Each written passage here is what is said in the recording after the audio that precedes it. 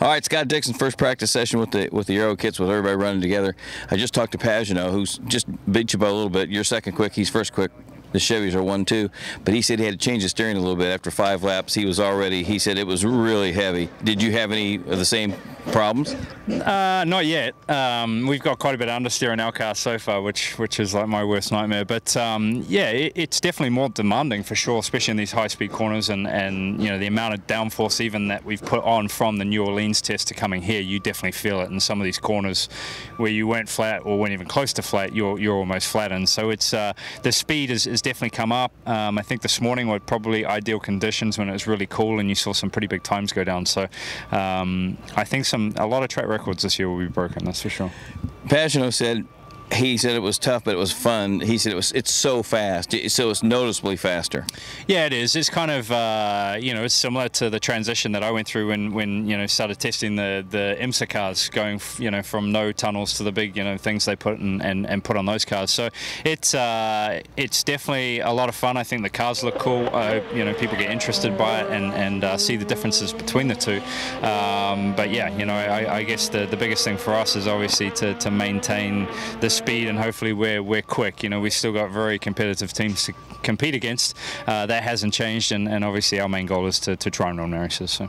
If somebody had told us 5 years ago when we came here that this was going to be behind Indy and Long Beach, maybe the third most popular place, all the people sitting on the hill and here, I would have never dreamed 40 miles from Talladega that this would be open wheel country, but it's pretty amazing how they supported this thing. It is. You know, it's the facility itself is just amazing. You know, coming from some of the other tracks to here, it's night and day difference, and you know, it's great to see that someone takes so much pride in developing a place like this, and you know, the people I think show for it too. You know, there's got a great community behind him, and you know, it's nice to come to a test and see people standing, bringing deck chairs out, bringing their kids out on a Monday. You know, right. If it was a weekend, that's, you know, that would be obvious, but to see people coming out and watching us is, you know, it's nice to see. Scotty, your rookie teammate Sage Karam had a pretty big off, hurt his wrist a little bit, damaged the tub, so he's done for 2 days. And I was asking Dario, I said, what do you think happened? He said, well, he's a kid, and the tire pressures probably hadn't come up yet, and it's, you know, it bottomed out and it got away from him.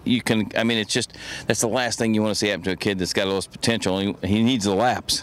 Yeah, you know, it's unfortunate, very unfortunate. You know, we know how good Sage is, how you know, how good he's been with the team and the sports car stuff. At, you know, the 500 last year, he's done a superb job. So it happens. It's racing. Yeah. You know, you race cars. Can you identify with that though? That maybe you're not ready for the tire pressure when you're a kid. You don't know the tire pressures are up yet. Yeah, but it's even different scenarios. You know, whether it's, you know, a tire pressure thing or just not being that comfortable in the car because you haven't driven them for that long. You know, things catch you out. I remember in my rookie years, or you know, I crashed a lot of stuff, man. It's part of racing. Yeah. You know, as long as his hand's okay and he's going to be fine, that's the main thing. And you know, I know this team will bounce back and obviously, you know, fix the car, and we'll be back racing. All right, now at NOLA in the test and here today, Chevrolet is dominant already. We're seeing a trend here now. A couple guys said, "Oh, I think Honda's sandbagging." What do you think? I guess, you know, they could be. You know, we hope they're not. You know, it doesn't really matter. It's a test. Until we get to St. Pete, that's you know, when we look at the results at the end of the race, that's what counts. You know, right now it's nice to be at the pointy end of the field, but it doesn't, you know, relay anything to how the first race is going to go. This is a live report from Robin Miller and Sandbag Dixon. You're sandbagging big time. Yeah, I'm sandbagging.